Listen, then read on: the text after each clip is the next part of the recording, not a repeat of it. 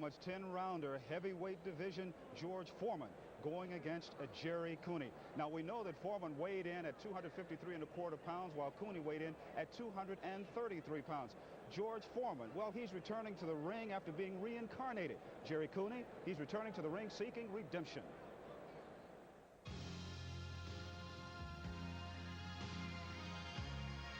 I was the fighter, no doubt in my mind, of the 60s with the Olympic gold medalist. I became the fighter of the 70s by winning the heavyweight championship of the world.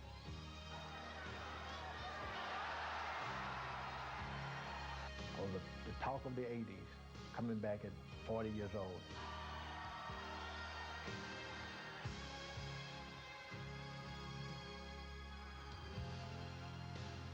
I feel excited about the fact that I am in such good condition.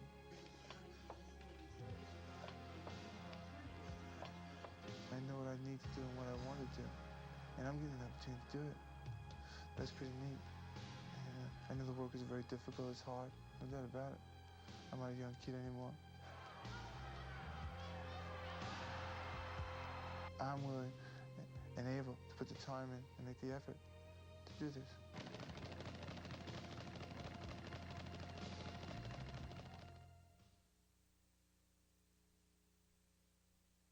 I compared George with all-time greats as a hitter. I put him in the division that he's the greatest hitter I've seen, including Joe Louis, and when I say great hitter, I mean a hard hitter. He hits the hardest. I think he hurt Joe Frazier. I think Joe is hurt. Angie Dundee, Ali's trainer, right next to me, is saying it. You may hear him. Down goes Frazier! Down goes Frazier! Down goes Frazier! The heavyweight champion is taking the mandatory 8 count, and Foreman is as poised as can be. Joe Frazier had been to the top of the hill with Muhammad Ali. He climbed it and conquered it. There he was fighting George Foreman, thinking, I'll just give this kid a chance. So he couldn't be as intense in training as he had been prior to climbing that hill. He took me lightly, and I overwhelmed him. It's target practice for George Foreman. It is target practice. Frazier is ready to go again. Joe is standing. There he goes. 3 times. 3 times. The fight is stopped. It is over. It is over. It is over in the 2nd round. George Foreman is the heavyweight champion of the world. After I whipped Joe Frazier, defeated Joe Frazier, from that point on, I knew no one could whip me. Norton is already rubbery-legged and hurt. And Foreman is... Oh! All right. Norton is down, and he doesn't really know where he's at. He's looking at his corner. No, he does know. He's just nodded that he can indeed get up. But look at him. He's in bad, bad shape. The people who were in charge of the public relations, I would say the promoters, they had cast me as one kind of fella and cast Muhammad Ali as another kind of fella. And the way the people perceived it is what they presented to them, a package deal. But I never tried to be a bad guy nor a good guy. It was just that I guess the promoters decided that's the way they were going to play it. I remember the 1st, 2nd round, I really gave him some good punches, just like I would everybody else. I got ready to finish him. He held on. The next thing you know, it's about 6 or 7 rounds. I'm thinking, I spent my money up early. But he can't punch, I kept telling myself. He can't punch. Just take it easy, walk, follow him around, and you'll get him sooner or later.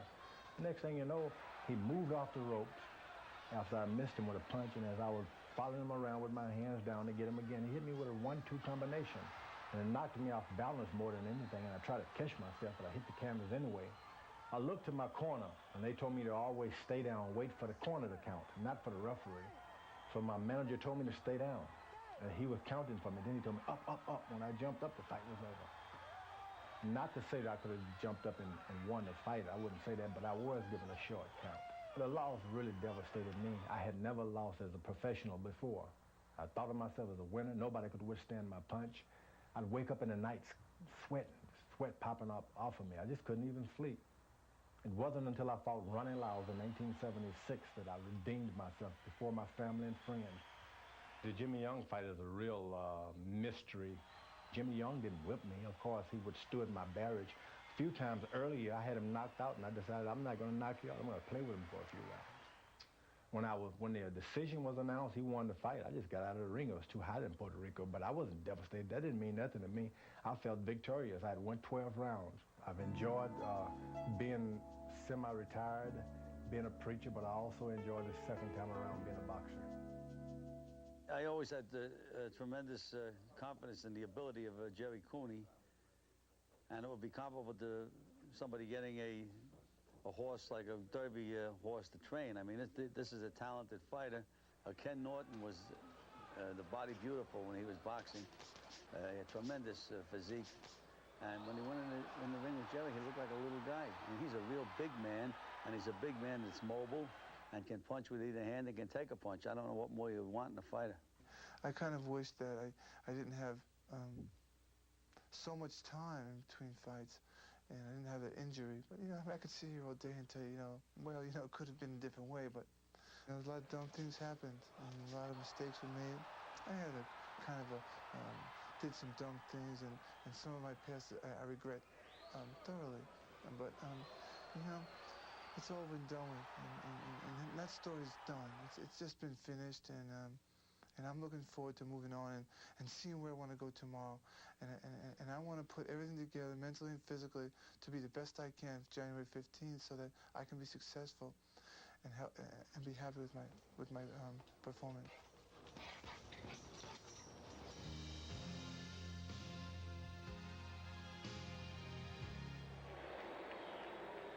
And now it's almost time for the curiosity to be satisfied and the questions answered about the future of these two heavyweights.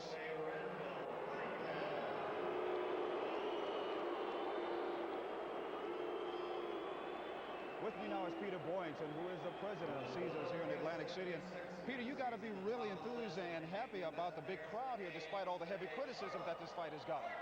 Absolutely, Jim. We really didn't know what to expect with this fight because it has received a lot of criticism. But I think the ultimate decision to have it here in Atlantic City is borne out by looking at this 11,000 plus crowd that's here tonight. Is this a new trend for Caesars here in Atlantic City, putting on more fights? Jim, we've always had championship boxing in Atlantic City, but principally in the lighter weight division. So this fight really represents the first big heavyweight fight that we've promoted. And of course, Caesars Palace in Las Vegas, Caesars Tahoe, have been doing this for quite a few years. And even our honeymoon resorts up in the Poconos got into the act this year by acting as the training camp for Gerry Cooney and Sugar Ray Leonard prior to that. So we're all involved in boxing. What, if any, are the advantages of having fights here at Caesars on the East Coast as opposed to the Palace out in Las Vegas? I think the principal advantage here is the proximity to the major metropolitan areas. I think sports are much bigger in the East in terms of the enthusiasm. So we're able to get perhaps as large or larger than crowds than they do in Las Vegas. But in Atlantic City, the typical person comes down really for the event, doesn't tend to stay a long time like they do in Las Vegas. So the economic impacts of boxing aren't seen over a period of 2 or 3 days here like they are in Las Vegas. A quick prediction tonight? I predict the fight will go on as scheduled. I figured as much. Okay, Peter, thank you so very much. Thank you, Jim. Okay, Peter Boynton, who is the president of Caesars here in Atlantic City. It's coming up in just a couple of moments, our main event. George Foreman going against Gerry Cooney. And this night of boxing is being brought to you by Budweiser. For all you do, this Bud's for you. Dan Dierdorf and Alex Weiler are standing by at ringside to call the main event. Okay, gentlemen, let's get it on. Let's get it on is right, Jim Hill and Alex Weiler. Let's get right to it. We've looked at the fighters. They've been profiled. We've taken them apart and put them back together again. Let's talk strategy. What does Gerry Cooney and what does George Foreman have to do to win tonight? Dan, I think this will be one of the easiest fights we've ever done together to analyze. There'll be no subtlety, there'll be no tactics. It's just who gets there first with the most. George Foreman has fought only one way since his comeback. He takes his time, he conserves his energy, he doesn't waste punches. It'll be up to Gerry Cooney to not let George dictate the pace. He'll want to step up the pace, try to let George wear himself out. And secondly, and what I think is the key to the fight is, what's going to happen when George lands a punch on Gerry Cooney? Is he going to freeze the way he did with Michael Spinks in this ring 30 months ago, or is he going to find a way to fight back? Will he be able to relax? One of the things that'll be interesting will be to see how does George Foreman react to a taller fighter. Almost everyone that he's fought fought in his 19 comeback fights have been much smaller and shorter men. It'll be interesting. George said he did that because he was trying to find people the same size as Mike Tyson. This time, for the first time in his 19 fights, he's picking on someone his own size. It will be interesting. And I guess with Gerry Cooney, it always boils down to the one thing you touched on it. Which Gerry Cooney will be here tonight? The Gerry Cooney that we've seen in the past, at times tentative, or will it be the Gil Clancy version? Gil Clancy, and we got to take into the Gil Clancy factor, swears this is a new Gerry Cooney. Yeah, but Gil really, in his heart of hearts, won't know until he sees how Gerry reacts in the ring. I think Gil is satisfied that he's prepared his man physically. The big question is how his mental state is. All right, well, it's time to get this thing started. How about if we take a look at the numbers? And boy, what big numbers they are. Age-wise, a collective 74 between these two. The height advantage to Cooney. George coming in at 253.25 pounds. And, hey, face it, reach here is negligible. The rules, we'll follow the New Jersey rules here this evening. 10-point must, 3 scoring judges, the standing 8, the 3 knockdown rule, all in effect, and a fighter cannot be saved by the bell in any round. Well, you know we can't go to bell without hearing some final thoughts from both fighters. Let's do it now. I think Gerry Cooney, George Foreman fight is going to be really a good matchup, because you imagine puncher against puncher, big guy against big guy. You know, it's not all about the skill and who can run and the boxer and all of that. It's about punch against punch. I respect him for where he's come and what he's wanted to do. I believe it's over for George Foreman. And there is Gerry Cooney. You saw Gil Clancy as they begin to make their way into this sellout throng here in the Convention Hall here in Atlantic City. Gerry Cooney has not fought in 30 months since the loss to Michael Spinks, June 15th, 1987.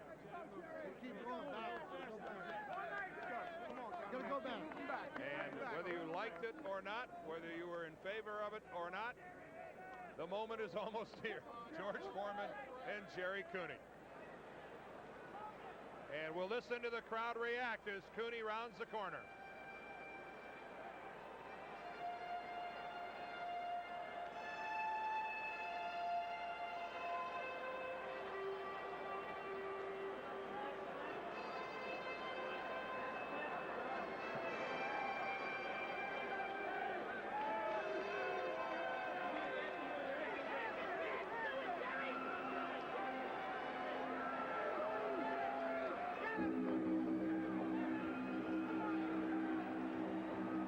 Well, the crowd hardly at a fever pitch for Gerry Cooney.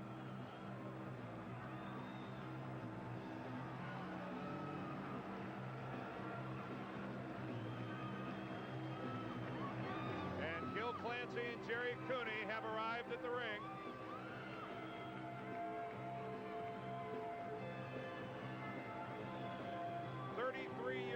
Gerry Cooney.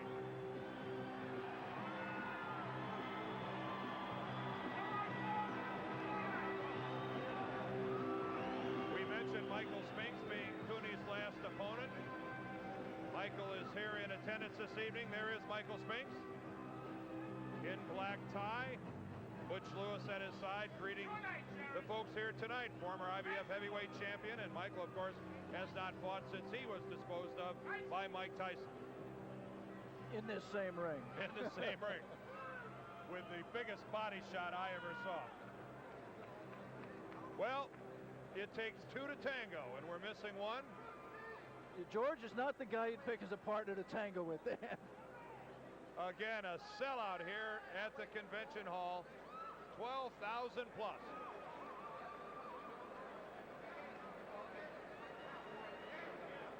I think Gerry Cooney would be the first to say, well, my hair may be gray, but at least I have hair. 8 years the junior of his opponent tonight, George Foreman. And speaking of George, here he comes.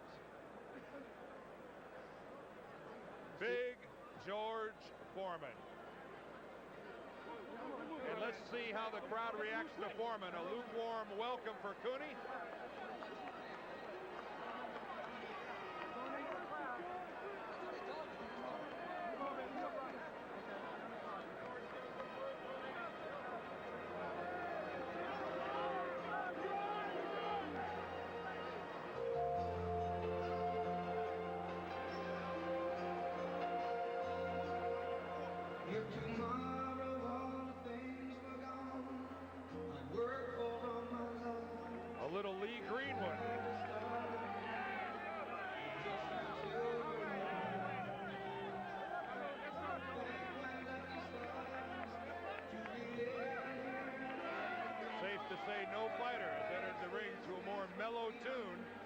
than Lee Greenwood. I owe you.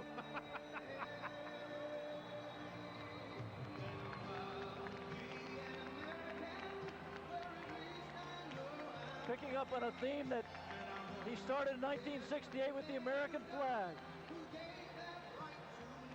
George Foreman going back to his gold medals days.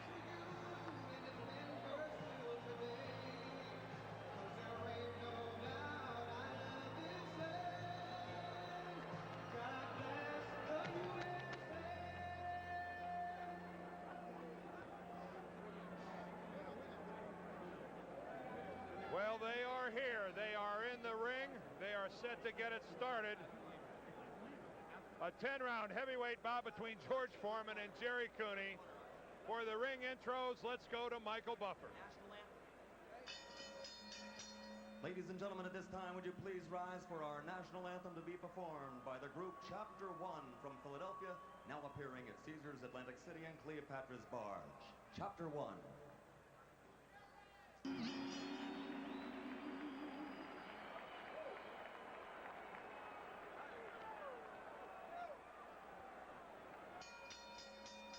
Ladies and gentlemen, Top Rank Incorporated and the King of Beers presents the main event of the evening by way of Caesars in Atlantic City.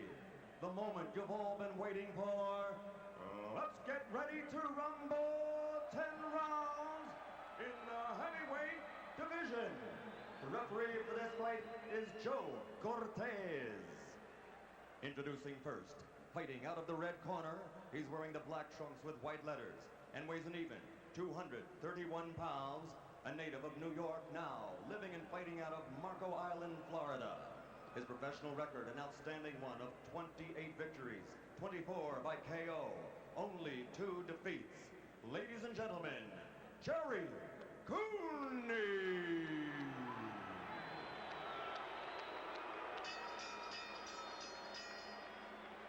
And his opponent, fighting out of the blue corner, he's wearing the white trunks with blue and red trim and weighs an even 253 pounds. He's from Marshall, Texas. This Olympic gold medal champion has a professional record of 64 victories, 60 by knockout, only 2 defeats in his career.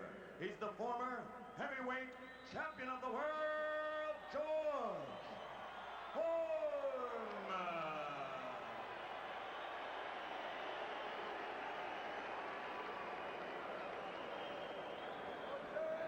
All right, Gerry and George, both were given the rules earlier. I want a good, clean fight. Obey my commands at all times. Protect yourself at all times. Shake hands. Good luck to both of you. That was the closest Gerry Cooney has come to looking at an opponent during the referee's instructions. He almost looked George Foreman in the eye. And an odd crowd in attendance here tonight. Yeah, very subdued. I don't think muted. they came to root. I think they came to watch. I'm sure they'll get behind whoever the aggressor is in the beginning, and here we go. George immediately going to the crossed arms, the stance that he's favored throughout his now 20-fight comeback. And there's the big left hook by Gerry Cooney. Not landing that time. Obviously, that crossed arm defense is a trademark of George's trainer, 76-year-old Archie Moore, one of the all-time cliche, but really one of the all-time boxing greats. And of course, that crossed arm, George used it effectively, fighting the much shorter opponents that he's faced up to now. Gerry trying to dig for the first time, the left hook to the body. That really is his best punch. Gerry moving to his right, also not something that's very natural to him, but it's movement that's designed by his trainer Gil Clancy to confuse George Foreman, to keep him off balance, and therefore to nullify his power.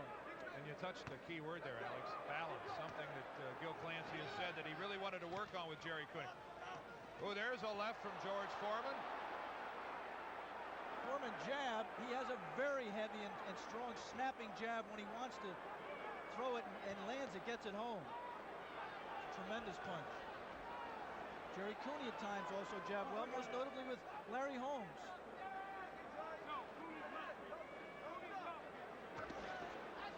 Good left to the body by Cooney, and then he came upstairs and Mouthpiece is out. We're going to replace the mouthpiece. George Foreman doesn't know what it is yet. Gil Clancy puts Jerry's mouthpiece in.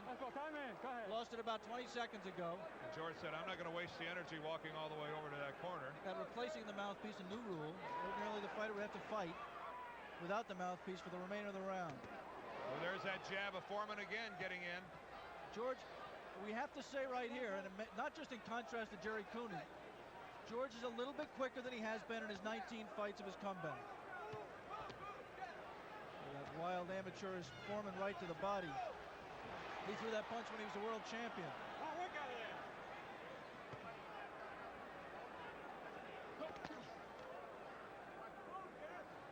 When you look at, and there's a couple left and a right to the body by George Foreman. That jab lands but really doesn't do anything, didn't have anything on it, and that's really a trademark of Foreman's punches, Alex. You could almost see Gerry Cooney thinking there a moment ago, damn, he was along the ropes. Wait a minute, I am not supposed to be on the ropes. Let me get out of here, and he did. Before Foreman was able to take advantage of it. But again, Gerry in a corner. And that time, Gerry got a little left hook in, and he wobbled Big George.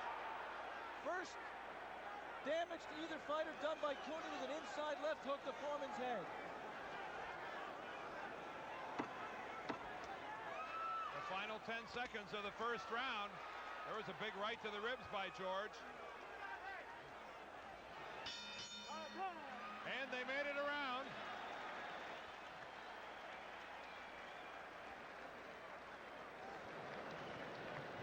Hi, baby. Hey, put your hands in your lap. Put your hands in your lap. Sit up straight and breathe. You're doing okay. You're doing fine. One thing I want you to do, stay off the ropes. Don't wait for him. You hurt him bad, you know. You can't get discouraged hitting him in the You can't get discouraged hitting him in the belly. Let's take a look at the mouthpiece being knocked out. That jab by George Foreman. Then the second jab behind it, and Gerry Cooney's mouthpiece came out. Action late in the round. Watch the inside left hook by Cooney. Not there. And not there, but there. And that punch moved George Foreman. It didn't really appear to be a loaded punch, but nonetheless, it still wobbled George. George, as he has done throughout his entire comeback, eschewing a stool in the corner, standing the entire 60 seconds. George says it's so boring to sit down.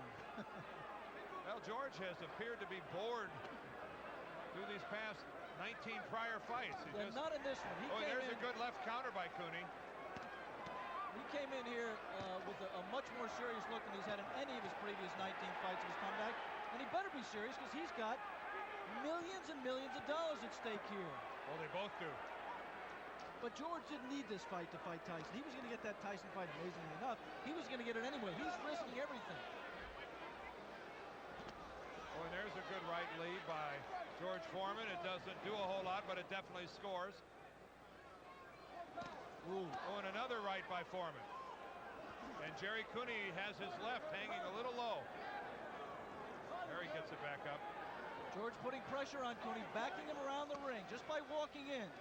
Gerry so far has not chosen to stand his ground and trade punches. He's been fighting in spurts. There, standing his ground, punching, and then trying to move out of the way.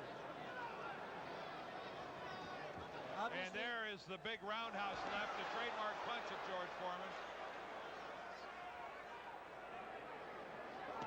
Ooh, and that blow by Cooney went undetected by Joe Cortez. Good inside uppercut by Foreman. Oh, and look at the left, come up and slice the left, and Gerry Cooney's in big trouble. He's ready to go, and there he goes. 2, 3, 4. And he is badly hurt. Same position he was in round 5 against Spinks. A clubbing right hand by Foreman. Now let's see if he's learned anything about how to survive, because he's got 1 minute and 8 seconds left. Oh, and that's it. And I don't think this fight's over. This fight's over. George Foreman blows away Gerry Cooney in the second round. And he came over here to ringside and winked. And Gerry Cooney is not close to getting up. 1 minute and 57 seconds of the second round. George Foreman makes believers of some. I I don't know how many, but made believers of some. Definitely Gerry Cooney. You know he's okay. Gerry Cooney is sitting up.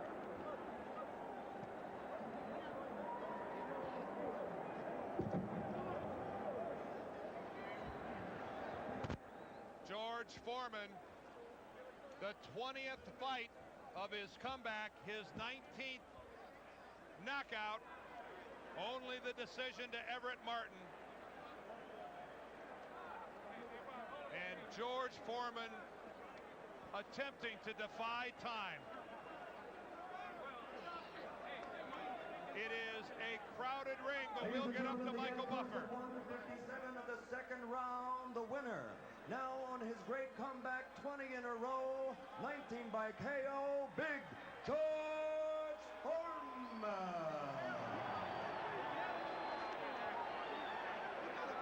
Lifting up his promoter, Ronnie Weathers there. Gerry Cooney on his feet. Let's take a look at the first knockdown as the two fighters there embrace. Gerry with a smile on his face, but he has to be terribly disappointed. First knockdown. Watch the inside right hand. Foreman again walking to Cooney. I'm sorry, left got him in trouble. It was a left hand inside that first got him in trouble. And then George didn't waste any punches. Very accurate. 3 punches, they all landed and they all kept Cooney in trouble. And then a swinging right hand and him helpless and down. George Foreman did not miss one punch once he had his man hurt. But it was the left that sliced between the gloves of Gerry Cooney. There it is right there. You saw it lift the chin. And now it's just target practice. And Gerry Cooney really showing a lot of will just staying on his feet. He's out on his feet. And let me say something about Gerry Cooney. In the Holmes fight and the Spinks fight, when he was hurt that way, when his legs buckled at first, he went down. This time, at least, he struggled to stay up. He showed some gameness. The pawing right misses, but again, you see it's that left uppercut that splits the gloves, and now Gerry Cooney is defenseless. Struggles up. George clubs him again. Struggles his legs, have his legs hold his big 6'7" body up.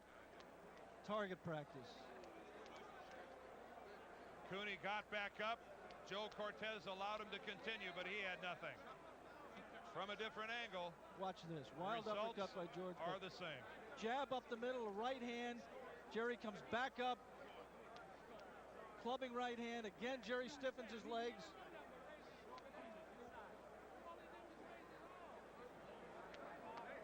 That's still the first knockdown, I believe, Dan. Yes, oh yeah, that's still the first knockdown. Cortez came in, gave Cooney the count. Bill Clancy there telling Gerry what he did wrong. Said that I could continue. Cortez allowed him to continue, and then, of course, this is the result. This is the finish of the fight, and Gerry Cooney really, for all intents and purposes, the left uppercut, there's the right, it's all over. You know, George Foreman throws a lot of unorthodox punches. That time he threw an uppercut, he got out over his lead foot, and he threw a perfect uppercut. Well, walking in with it. Yeah, keep in mind, Alex, it's against a man who's really out on his feet. I mean, Gerry Cooney showed a lot of gameness and just trying to continue. Again, George comes in for the kill. But the thing I was impressed about, Dan, was the accuracy of Foreman. And Gerry Cooney goes down hard. And right behind it. Boom. And you really have to wonder if the strategy of Cooney not fighting at all before he tackles someone the caliber of George Foreman really pays off. Gerry Cooney deciding that he's ready for George Foreman without really much more than a private 6-round sparring session at his training camp. You have to say that the strategy backfires. George Foreman clearly more in command of the ring. And even though 41 years of age, still has some power. Of course, what will be discussed now is whether or not Gerry Cooney offered any resistance at all, whether or not Cooney was a formidable opponent at all for George Foreman. Alex Wallow is making his way into the ring for some interviews. We'll go to Alex in just a minute, but it's chaos in the ring. George Foreman at 157 of the second round knocks out Gerry Cooney. And Alex, are you up in the ring, my man?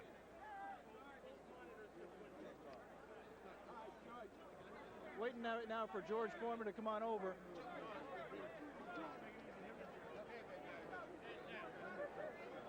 George, there were a lot of geniuses, myself included, who said you were taking too big a chance against a man who was a legitimate puncher, had been at one time, might have been again.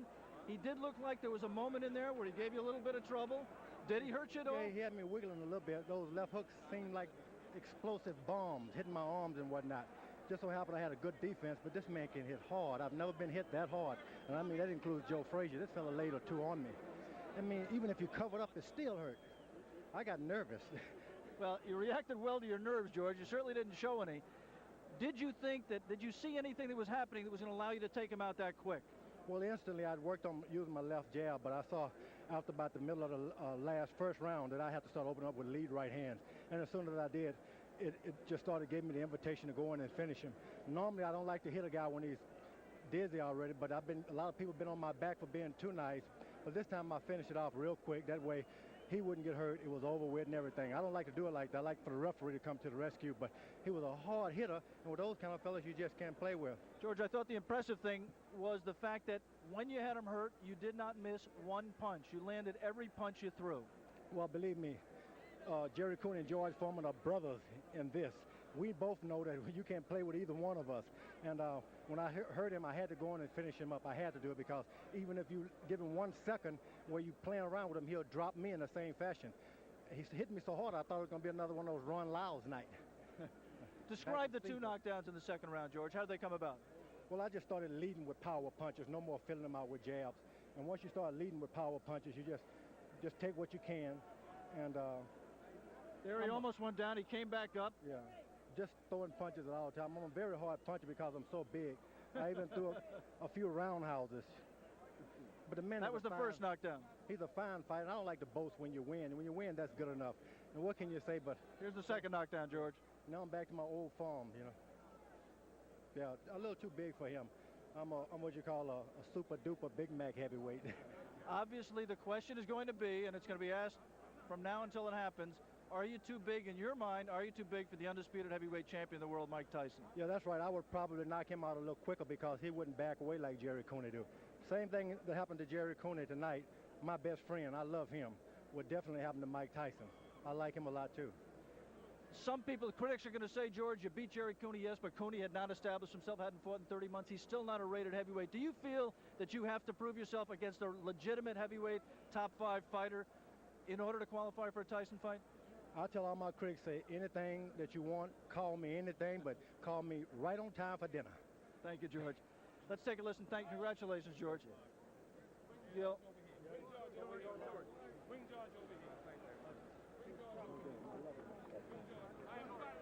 Gerry, you came out, it looked like you hurt him momentarily with an inside left hook.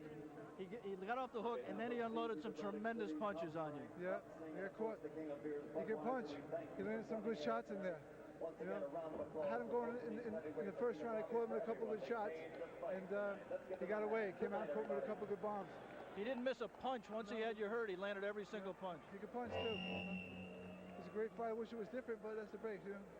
Most people would say, Gerry, this is your 3rd big fight. Most people would say 3 strikes and you're out. What's your attitude on your future? I'm going to come back a couple more times. No, that's it. That's it for me. I gave it a shot. I straightened out some things. I wanted to get in there and see what I could do, and it didn't work out my way. We trained hard. I give all the credit to Gil Clancy and Caesar's Palace, and Gil did a great job with me getting myself into shape, and I just got caught out there. I got caught with a good shot, and that's it, you know. That's it. Gerry, thank you very much for talking to us. Good luck. Thank you, Gil. Let's go back upstairs to Jimmy Hill. Okay, Alex, thank you so very much. Wow, we've had an exciting evening of boxing here. Let's go back and take a look at the results of